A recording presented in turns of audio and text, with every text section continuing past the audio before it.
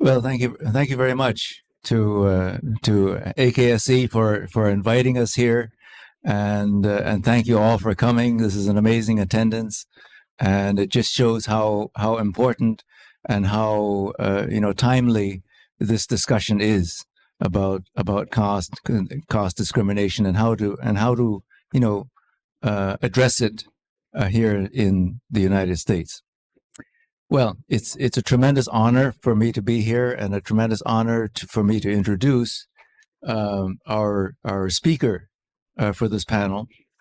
And Thomas Blom Hansen is an old friend of mine. We've done a lot of things at Stanford together, and I've been going there, since with the Center for South Asia, and so it's a tremendous pleasure to be here. So Thomas Blom Hansen is the Reliance and the Dhirubhai Ambani Professor of Anthropology. You see how capital comes in. It's just a good thing that we can put some of that capital to some good use or to a good purpose. And he's the chair of the Department of Anthropology at Stanford University. He has written on Hindu nationalism, Hindu-Muslim conflicts, and urban politics in India, as well as melancholia, memory and cultural politics in post-apartheid South Africa. He is the author of a number of books, so the author of Saffron Wave, Democracy and Hindu Nationalism in Modern India, published by Princeton University Press, Wages of Violence, Naming and Identity in Post-Colonial Bombay, or today is, of course, Mumbai, published in 2001. Another book, Cool Passion, The Political Theology of Modern Convictions, published in 2009, and Melancholia of Freedom, Social Life in an Indian Township in South Africa. That's 2012. And his most recent book, The Law of Force, on the Violent Heart of Indian Politics, just published 2 years ago. So, and of course, Professor Hansen is the author of many academic and other papers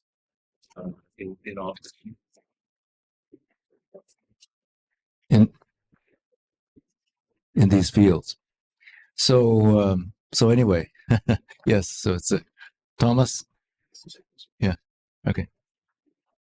Take it away. Well, thank you very much, Charlotte. And can you hear me? Yeah. And thanks for having me again. I've been here a number of times, and it's always a pleasure to be here. And thanks for the great lunch and company. I just want to say that what I always say, especially when I'm in India, that no, I do not work for Mr. Ambani. There was some money that came to Stanford, and then my name got attached to it, and that's given me many amusing experiences over the years, let's say. Anyway, we'll keep that to one side.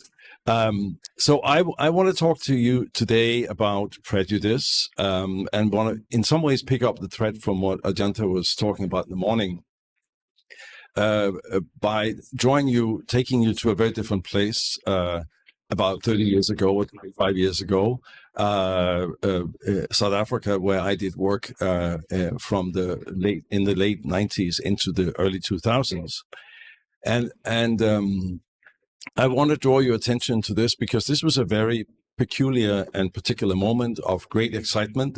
I arrived there when Mandela's first cabinet was still in power. There was a great promise. The whole world had been focused on South Africa for years, for decades. I myself had spent my student years being an anti-apartheid activist, and that was true of so many people across the world. So here was a great moment. It was also a moment where, in a sense, one of the great mobilizations and great political struggles of our time had come to a successful conclusion. But one thing it did was to ask people or present people with a question that many people turned out were not quite prepared for, which is, so now that you have freedom from an oppressive system that has forcibly categorized you in various ways. What are you going to do now? How are you going to live your life? So the tables in some ways were turned. At least part of the story is that people, there was like a moment, rare moment of opportunity where there was a government in power and institutional structures being changed in a variety of ways that provided this unique little window, you can say, for people to think about their relationship, both with each other, but also with other communities. And I say this because when you think about what is prejudice, prejudice is, of course, the idea of prejudgment, right? That you don't actually see the person, you see the category, right? And what goes out of the window in a system like that is, of course, that prized quality of individual uniqueness, the idea of having full humanity, full personhood, which then is sort of one of the casualties of prejudice and casualties of hierarchical systems, where those on top are presumed to be allowed to and presumed to have full individuality and humanity. And whereas those in the bottom of a hierarchy are not. And so the challenge, I think, that lots of people faced in South Africa at that time, and I'll talk about the Indian community that I worked with there, it was exactly how are we going to look at our neighbors? How are we going to look at each other? And what is it that our recent history, how has that equipped us to face this moment? I will tell you, it's not a particularly happy story. The ending is not there because it's still ongoing, of course. But a lot of the initial enthusiasm turned out to be somewhat unwarranted for reasons I'll talk about. So you have to give me a 5-minute warning or something when I'm there. Yeah. Oh, you have it down there. Excellent. All right. So let me begin with this. So this ability to see your neighbor, see the other, see the next person, but also to be confident that you inhabit an individuality of your own is these are the stakes that are there for in systems and in societies that have been, and South Africa, of course, in a very extreme way, been governed through systems of categories. And so what were people going to do with that? Let me begin with just say a few things about the South Africa that I worked on, and that was the Indian community there, which in some ways is the very opposite profile of what Ajanta was describing for Indian Americans, right? People of most of the vast majority of people who came to South Africa came as indentured laborers. They later were released from those contracts and became predominantly a sort of blue-collar backbone of parts of the economy in South Africa. They also became smallholders, market gardeners, things like that. We don't actually really know what communities people came from, because what happened was that, as you know, and this is again a question of whether you have full individuality or humanity, the question of naming was very uncertain when people came on the ships that took them to South Africa and elsewhere, and when they got off the ship. And many were asked upon disembarking from the ship, so what's your name? They gave a name. They often then were asked for a second name. Many of them came from Tamil-speaking areas of British India.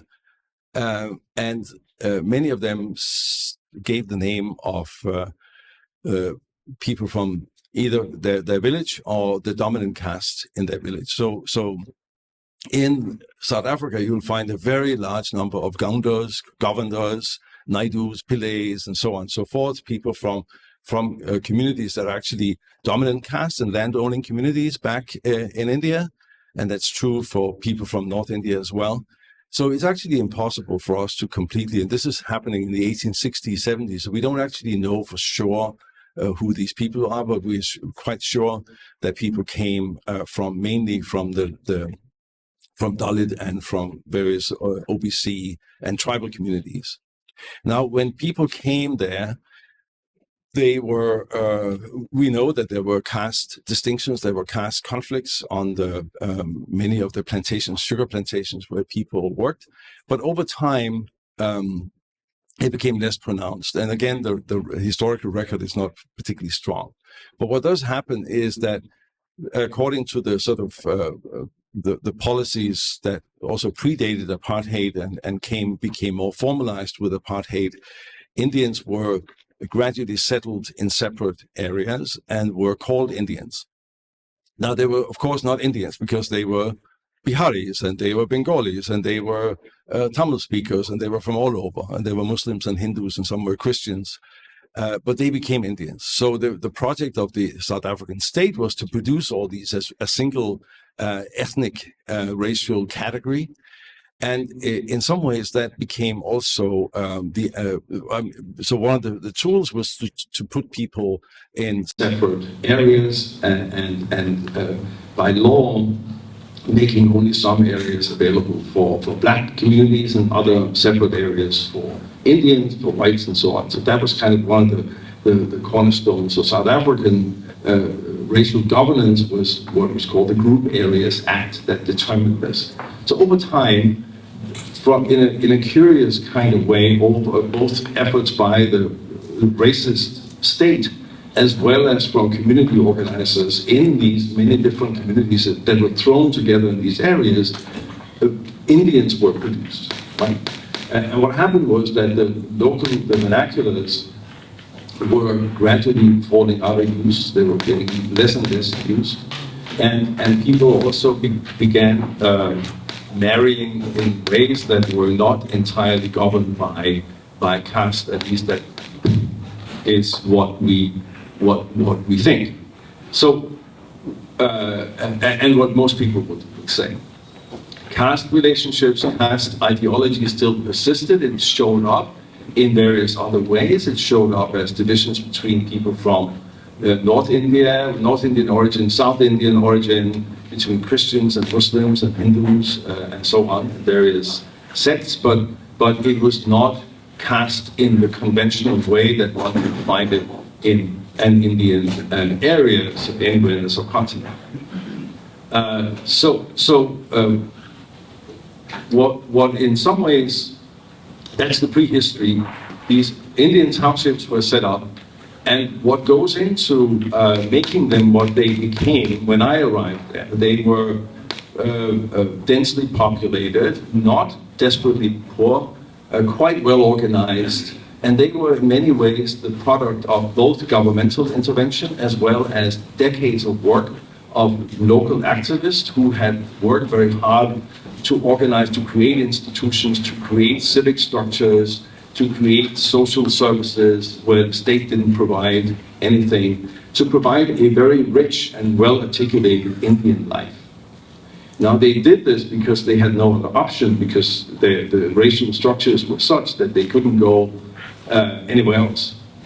They couldn't live anywhere else. So all the energy went into making these communities as well-functioning as possible. Many of the men and women who led this effort were on the left. They were predominantly on the left. They were quite egalitarian in their approach, and many of them were not manifestly anti-caste, but they were at least they were committed to an idea that we're all Indians of some sort, and we are governed by two strictures. One thing is that we are opposed to, we live under this regime that governs us in so many details, and we are not black.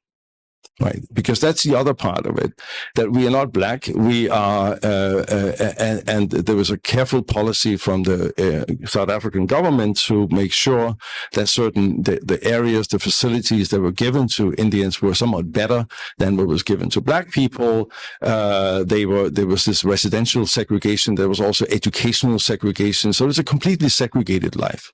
Within that, and you could tell the same story about what happened in the black townships. All the efforts of local community organizers went into organizing this life, of making it as cohesive and as livable as possible. And that's in many ways a heroic story. It's a wonderful story. In many ways, it's a success story. Some of the leaders, one of the big political leaders in that township, when I arrived, which is a big township, I lived in outside of Durban, about 600,000 people. Was a man called Rajbansi. For those of you who are familiar with Bengal will know that the Rajbansis are actually classified as SCs, or Dalits, in Bengal, where they originate from. And I could see, with my knowledge of sort of caste names and so on, that he and other people were respected. Not so much. Lots of people didn't have a detailed knowledge of caste names. In fact, that's one of the things that really struck me. And they respected Rajbansi in some ways. In other ways, there were lots of jokes about him, but they respected him as a political leader that stood up. He was a kind of almost like a local Trump kind of figure, a sort of populist, quite racist in his approach to defending this Indian kind of life, and also defending the wonderful life that had unfolded in this township during apartheid, when it was shielded from Africans. Because what had happened when I came was that lots of African neighbors started to move in. And they moved in for jobs, they moved in for schooling, they moved in for availability of housing. And that's where the sort of post-apartheid blues really hit a lot of people, because there was freedom, there was ability to be respected, also to leave the township, and new opportunities in the labor market.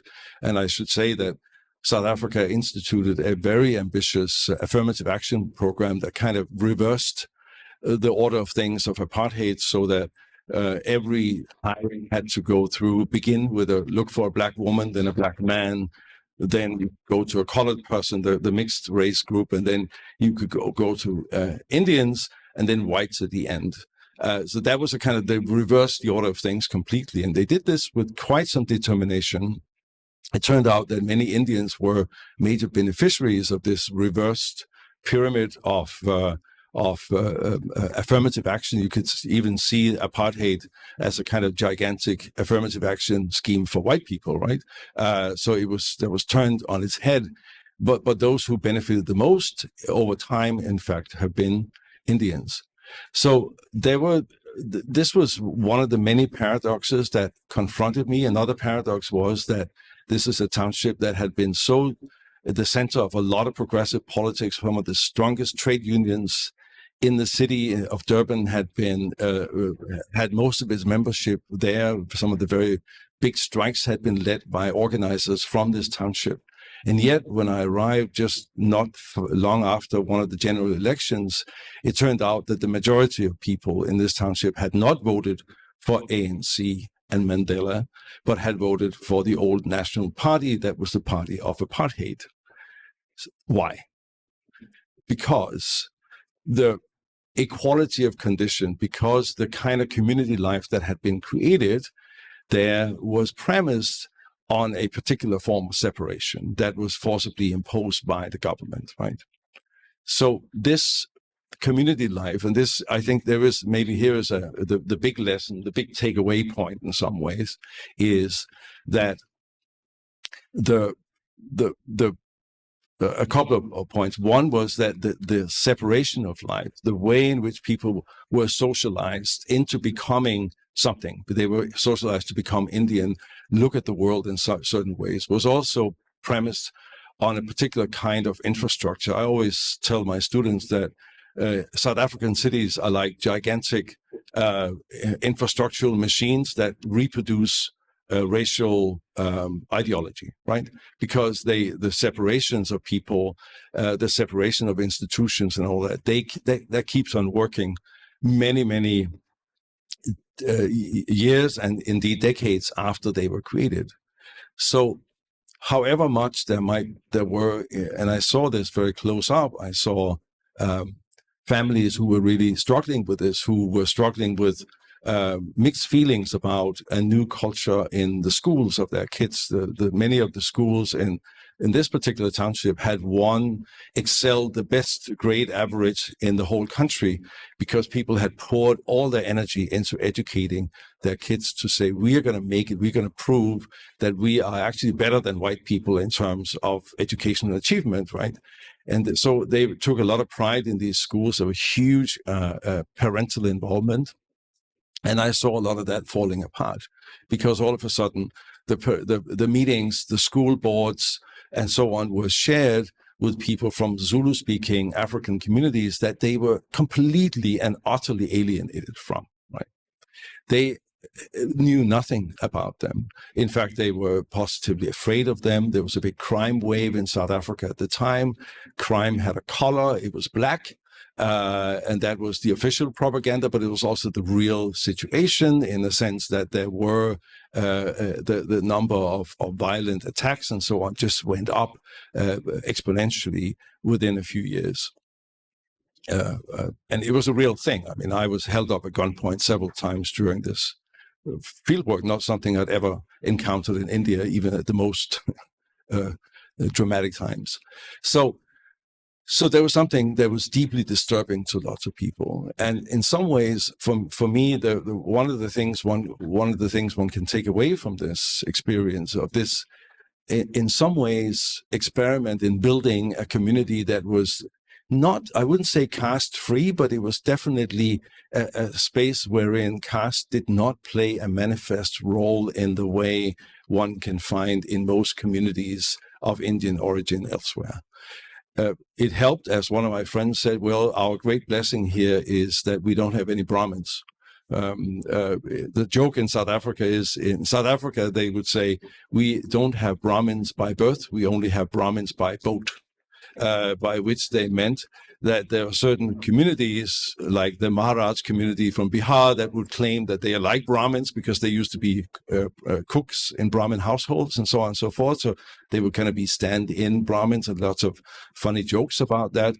But it's very interesting that in a community like this, where there's been so much effort poured into creating these institutions and these forms of actually inclusive community life, was so badly equipped to deal, maybe uniquely badly equipped to deal with this transition into a new situation. And the reason for that is, of course, that the alienation from Africans who all of a sudden had the actual political power and had the political clout, and was that everybody in that community had been focused on what white people were doing, what the white government had done, seeking recognition from them. And the African communities had been similarly doing the same thing. So in a sense, the hierarchy really worked. In a sense, everybody looked to the top, looked at the white community, the white lifestyles and so on. There's a lot of emulation of white lifestyles and so on. The Indians had a leg up because everybody had acquired good English, so they have done better in the economy in many ways.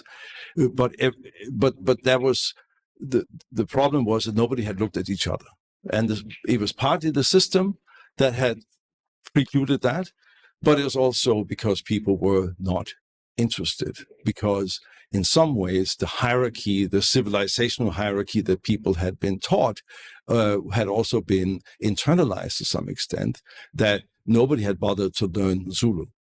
Nobody bothered to take any interest in African culture.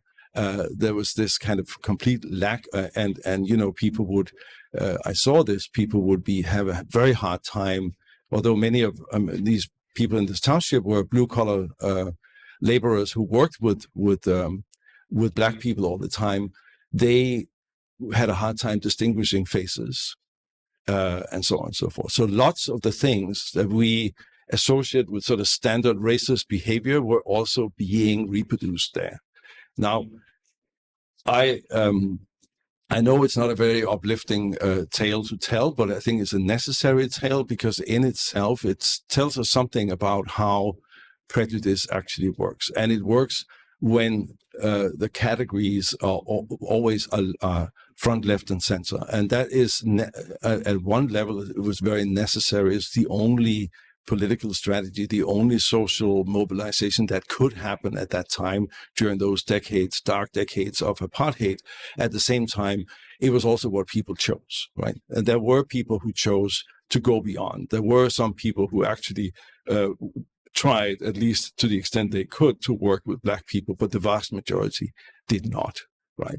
And so the strength of the community on both sides also became the major impediment for what came after, right? And I think that's one of the big lessons. The other lesson, and I want to end with this, is, and I'm often reminded by of a wonderful remark that James Baldwin came up with in the 1960s, where he said, he was asked, "So, Mr. Baldwin, when will there be true freedom for Black people in this country?" And he said, "The true emancipation will arrive when it's acceptable for a Black man to be merely average." And he meant, of course, that he looked around America full of quite average white people doing quite well, and recognizing that as a Black person, you could either be perpetually inferior or exceptionally good. Those were the two only slots that were left. So I think of that like, and I remember discussing this with friends in South Africa, and because there was a whole discussion at some point of whether there is such a thing as South Africans. Do South Africans even exist? Because you cannot say there is an average South African, because it depends on which color, right? You cannot. There is no such thing, right? So as long so the legacies of this, the legacies of these forms of separations, the legacies of these hierarchies in the very way people think about themselves and think about the next person, they cannot think about this next person without a qualifier of color of some sort, right? So you can say with Baldwin in mind that the time has not come where there is such a thing as just being recognized as average, but that there is not even a time or you can say the recognition of people as being just one thing, belonging to the same nation or same country, is still very far off. So I'll stop with that. Thank you.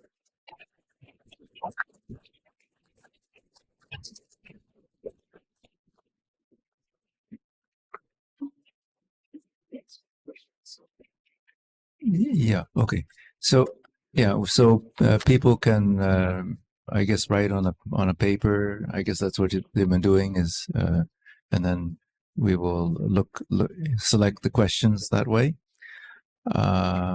Anyway, before we get to audience questions, I want to ask a question myself.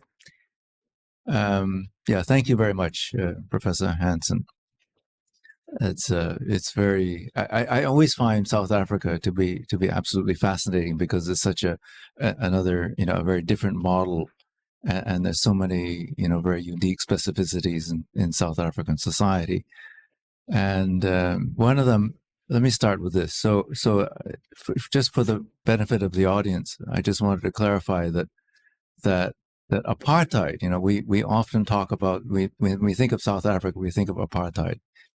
And apartheid has not always been there since the Boers and the British settled, right? So apartheid is really a post World War II phenomenon. For example, the Group Areas Act was passed in 1950. The pass laws, all of these came about in that time frame, end of the 40s, early 50s. So that raises another question that the context, the social context in which South Asians or Indians in particular are inserted into South African society is very different from what it is, in today's America, where Indians are coming to this country, most of them on like H-1B visas, and they are documented immigrants. They have status because they have skills that are needed in this country. And they're coming in a time when this is long after the civil rights movement. So a lot of these anti-racist struggles have been, I mean, of course, they're still going on, but they've already been fought. And in South Africa, my guess is that is there a difference? Part of my question is there a difference between the Indians who migrated to South Africa in the late 19th century, early 20th century, pre-apartheid, and of course they're still being inserted into a hierarchical society between white and black, and colorids in between. And that puts them in a context where they are dealing with hierarchical differences that sort of obliterates the potential differences among them. So in other words, caste just sort of fades into the background in the face of that sort of hierarchicalization, and then it gets accentuated during apartheid. And the second part of the question is, does apartheid then further obliterate caste among Indians in South Africa? Yeah, thank you. I realize this is, of course, far away from what the other conversations we've had, but I still think it is a good example of certain things, at least. To your question, yes. I mean, the segregationist kind of policies had different iterations. It's in fact most of these sort of laws that came into being that separated or that outlawed the settlement of people of color near white areas were actually were initially targeted at Indians. And these were the wealthy Gujaratis who had come to South Africa as traders. These were mainly Banya communities who had come. Some of them hired a young man called Mohandas Gandhi as their lawyer in the 1890s, right? And he worked for them. So lots of the early laws were actually directed against Indians, and the immigration from the around 1920, there's a complete closure of any further immigration of people from the subcontinent to South Africa, and that's because white people, interestingly, felt that Indians were culturally alien to Africa. I mean, okay, right. And they wanted to defend the Africans against cultural invasion from Asia. Very nice of them, actually. So so there is no more. I mean, there has been a little bit of migration after the end of apartheid. More Pakistanis actually than people from India have come. But it has not been a major destination, and I think the rumors of violent crime and difficulties and of life in many ways have also precluded that. But so apartheid was kind of systematizing some of these laws that came into being in an earlier colonial colonial era. Apartheid was interesting in a couple of ways, different from what. One was they took a very keen interest in developing the cultural life of each of these communities. So there was actually a whole minor army of anthropologists and others who were deployed to work both with African communities as well as with Indians to help them realize their own cultural uniqueness. And that's interesting. So in some ways, it was a government that really wanted to institute racial and cultural difference in perpetuity and really create people who had a sort of cohesive and full sense of themselves. So that was at least how they presented their own program. Lots of Indians didn't buy it. They were interested in you can say developing the becoming learning English and emulating white lifestyles was much more attractive than these attempts at having mother tongue education. Is this better? Okay. Okay. There were attempts to promote the teaching of Tamil and Hindi and other languages. Most of the people there were not interested. Interestingly, they were interested in learning English. They were interested in progressing further in the economy if they could, and so on. So there was no. We see after apartheid, at the end of apartheid, we've seen the last 30 years. We've seen, in fact, the Hindu right have come in with some, have picked up quite a lot of support on a program of Hindu pride, right?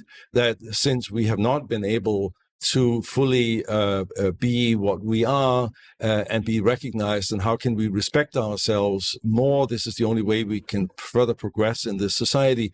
We must organize ourselves more, we must love ourselves more, and so on and so forth. And that's what they've come in with. And again, so they have picked up also some of these families whose elders would all have been left organizers who had been busy in the unions and so on and so forth. But today that comes out in some ways as a program of some form of defense of the community vis-a-vis what is seen as a new black majoritarianism that is minoritizing them, that is threatening to their way of life. And the RSS message of cultural strength is all of a sudden palatable in a way that it wasn't maybe 20 or 30 years ago.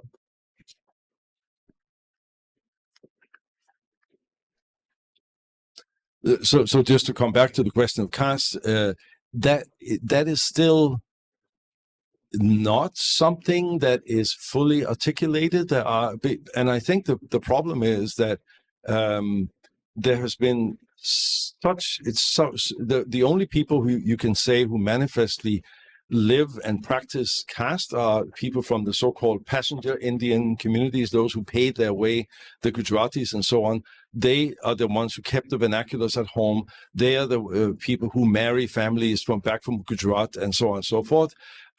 They live a fully Indian diasporic life as it would be recognizable from the US or whatever.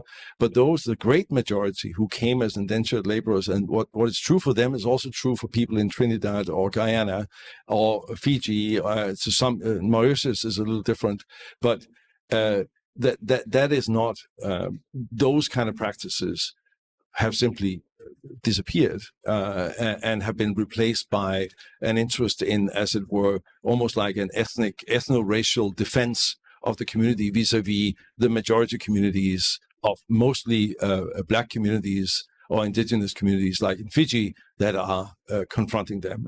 So that's where you see lots of these communities have turned out to be progressive in social terms when it comes to their own community, but very conservative and quite racially conscious when it comes to the larger context in which they are. And I think that's not unique when one looks at people, places like Britain and so on. It's not unique, right? So Uganda is a good example. Thank you very much. Now there are a couple of questions that may be related. Maybe we can group them together. And this relates. I think it's related to what you're just talking about here. Is the differentiation of Indians who migrated to South Africa in different waves, and the distinction between the indentured laborers from Tamil Nadu versus the passenger migrations later on. And so the questions were asked by Murli and Ajante. So is there something that one of you want to add in your questions to Professor Hansen?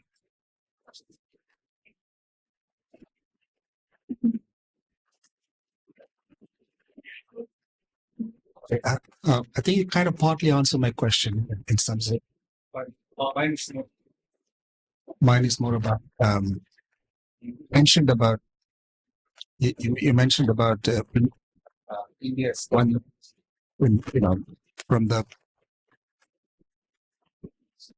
hi, can you hear me now? Yeah, sorry for that. So some of these mics have issues. You talked about India as being a kind of a primary unit, kind of made out to be a sort of ethno-racial unit in the post-apartheid period for all sorts of reasons. I'm just curious to know, there's been still very distinctive kind of a markers between Tamils, Gujaratis, and Arya Samaj in Chatsworth and in Durban. Yeah. And in particular, whenever you have Mariamman festival and Tamils celebrating, no Gujaratis will participate. To the extent that actually locals call them Tamils as Tamils, Hindus as Gujaratis. Yeah. Right? So there's been a very distinctive caste and ethnic markers. And also, just one last point, also, in terms of mobility, as you rightly pointed out now, Gujaratis have managed to continue to be in touch with their hometown, Yeah. but also with Kenya, Uganda, and other networks as well, whereas Tamils have been completely cut off and they're catching up now. Yeah. So how do you see that in terms of actually in the social mobility? So is it fair to kind of lump them into it's like Indians in one basket? That's my question. Thank you. Yeah, thank you. Okay.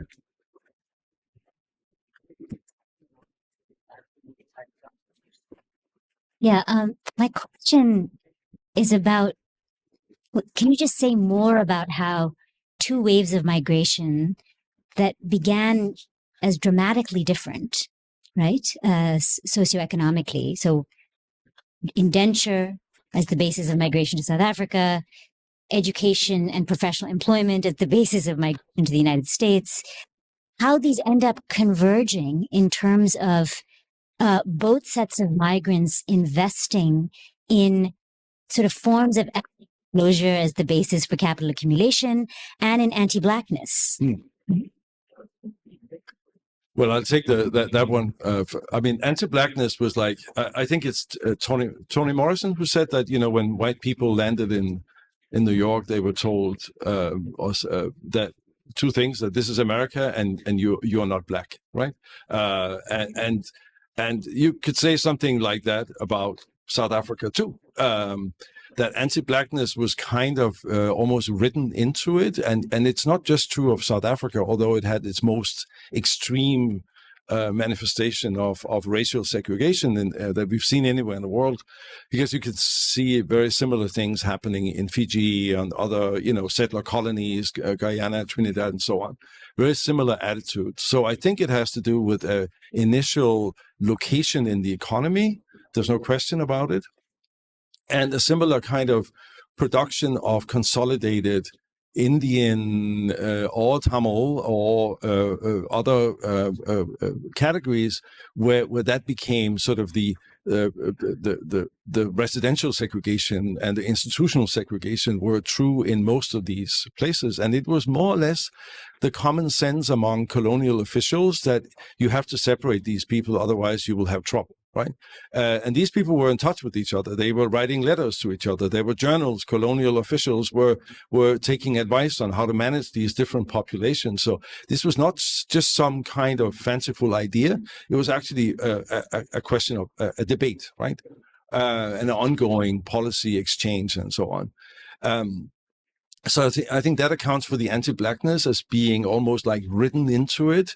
And it was also written into it as in, Indians were in South Africa, for instance, were allowed to hold land in urban areas, whereas Africans were seen as visitors to urban areas. They had formal citizenship back in what was known as the Bantustans, the areas, the homelands set aside for Black people. So that meant that lots of Africans, when they came to the cities, were actually renting land from Indians. They were building shacks, so Indians became what was known as shack farmers, right? And they were selling water to them. They were selling cheap goods to them, and so on and so forth.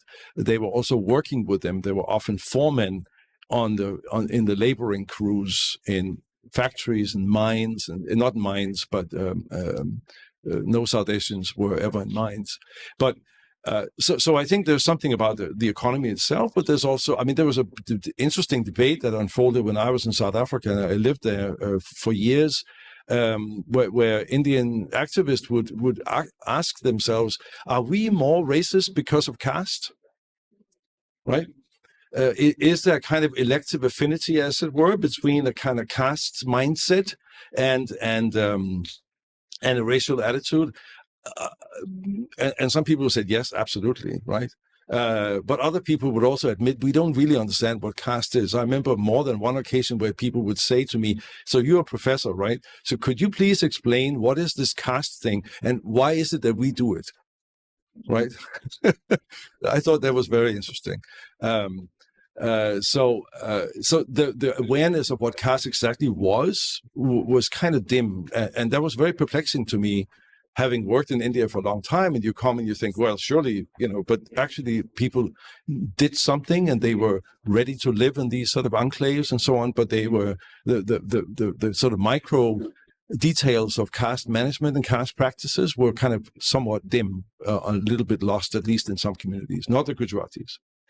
With Murli, yes, there's a very strong division. In fact, a lot of you can say the sectarian energies, if we can call it that, went into divisions between Tamil worlds and Hindi-speaking broadly worlds. And there was even lots of documents from the, where you say these are Tamils and these are Hindus, right? And the Arya Samajis were indeed very much part of that game. They were part of, also, interestingly, part of reforming people's names.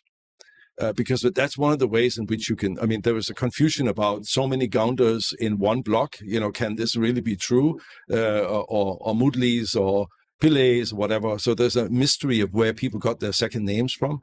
Whereas, but with the Arya Samaj, what they did was to encourage people, as they have done everywhere, also in India, to change their names, right? To, as it were, to shade or to, erase clear caste identification. And that's actually made it even more difficult, but has also paved the way now for the coming of the RSS as a kind of successor to the Arya Samaj and come in and say, yes, you're all Hindus and you're not Tamil, right? So that's where they're picking up support, for sure. So it's not as if it was all a wonderful egalitarian world. It was a world that was intensely invested also in maintaining certain differences, but it wasn't caste differences in the conventional way. And that's what's intriguing, that many of the same social impulses were there, but they came back in different forms, right? And articulated in different ways. And I think I think there's some, it's not as a way of saying that caste can be done away with easily. I think the mindset, the whole idea of thinking in categories rather than in individuals and living like that is something that is very long-lived. And in South Africa, the long tail of it is in the patterns of how people live, how they speak, people's various you can say capitals that they have been able to accumulate in terms of education, jobs, experience, and so on and so forth, right? And English for the Indian community there has been the big winner, as it were. That's what made them, position them to actually be in some ways economically better off today than they were 30 years ago. And that, of course, is resented by many Black people who don't feel they can say the same thing about their own community. Thank you.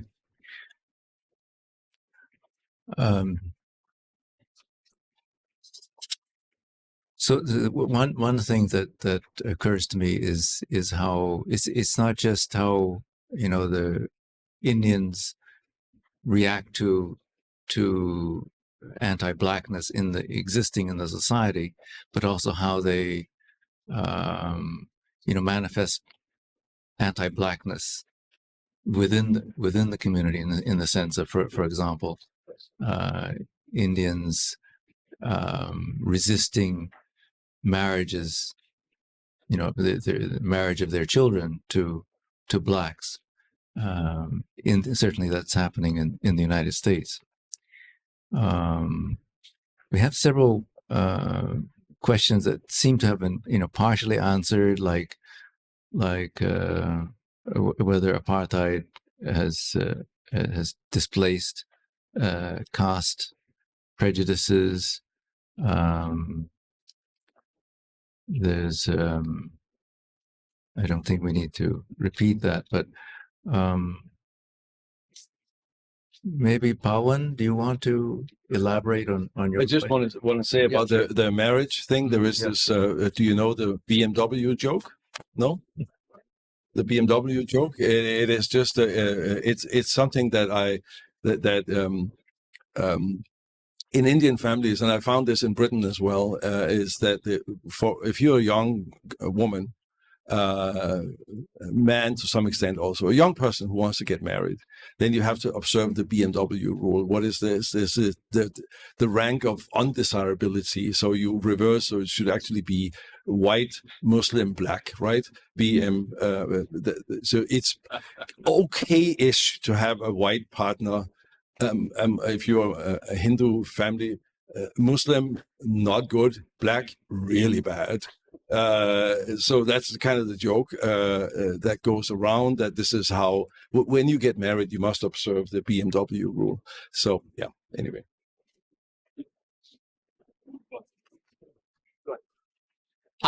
Thank you, Dr. Hansen. Shut it. My question was really about you described the transition from was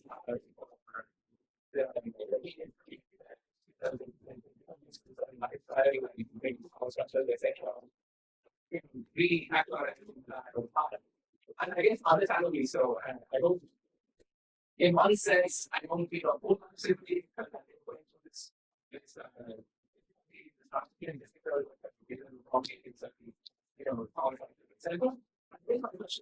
what's happened since any adapted to a more inclusive through the existing, the universal of power structures. Experience made them more open, less racist, less prejudicial, and how has it been Since apartheid has ended? Yeah, thank you. Yeah, I mean, there's a great deal of differentiation. I would say that many of the well-educated people, especially those who grew up in there was a, how should I put it? For all those decades, that you could be extremely well-educated Indian, but you could not leave the township. Right, you had to live in certain Indian areas. And there were some areas set aside for Gujaratis that had more money and bigger lots, but they were still just for, it was kind of Gujo town, right? So if you were not Gujarati, you didn't want to live there, right? And they didn't want to have you there.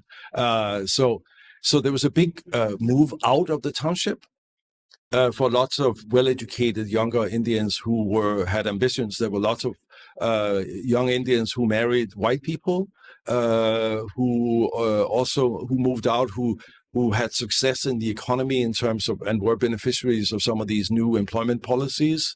They were beneficiaries of the diversity imperative that Ajanta talked about, right? You had to, in a sense, be in South Africa, the term is transformation. You have to transform, which means you have to have people of color in key positions in a company and so on. That applies to also private enterprises, not just public. So there's been some big change for that segment. I would say for the working class, for those who are kind of the left behinds, the blue collar, the lower rung, those who were not so well educated, life has actually become harder because it's very hard for them to pick up good jobs. They are often they have increasingly developed a kind of economy amongst themselves. They work for themselves, employ each other, and so on and so forth. They experience a kind of being cut off from several parts of the labor market, especially now as more and more young Black people are getting educated and so on. So they're losing out in that game. But the top, so there's been a tremendous differentiation. There's also been an interesting sort of valorization, idealization of the township, and it's true of both Black people and Indian people. So Soweto, right? So that during the years of the struggle, Soweto was kind of the symbol of struggle, of suffering, of where people were killed by the hundreds. They were incarcerated in various ways.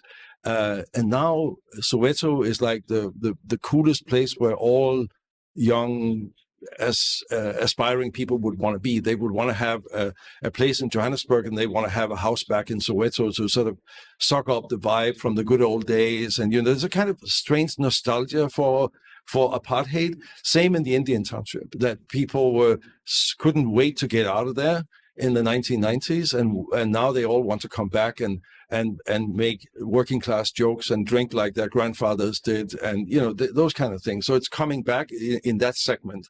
That's in a short span what I can give you as but still there's still a large number of people who are kind of left behind. Many of the people I worked with, their lives have not changed very much, and mainly for the worse. So that's the kind of, and that's where some of these Rajbansi and his political party were picking up a lot of votes from those, right, who feel that the only thing we have left is in a sense that now lost relative small privilege we used to have.